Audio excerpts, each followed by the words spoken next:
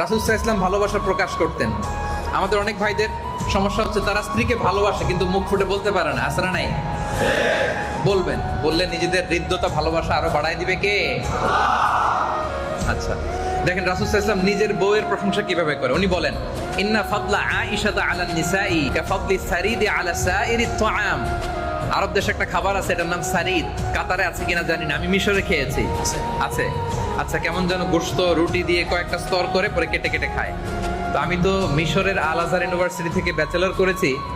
ওখানে ছাত্রাবাসে যখন থাকতাম, ঈদের দিন আমাদেরকে এই খাবারটা দিত, আমার মনে আছে। ঈদের দিন সারিদ দিত। তো হঠাৎ জিজ্ঞেস করলাম, এটা আবার কি খাবার? বলে যে এটাই সারিদ। তো হাদিসে রাসূল সাল্লাল্লাহু আলাইহি ওয়াসাল্লাম বলেন, আরব সব খাবারের মধ্যে যেমনি সারিদ সেরা, নারী কুলের মধ্যে আমার বউ আয়েশা সেরা। তো উনি কি আয়েশা রাদিয়াল্লাহু তাআলার প্রশংসা করতে লজ্জা পাইছেন? তা আপনি লজ্জা পান কেন? প্রশংসা করবেন তো নাকি?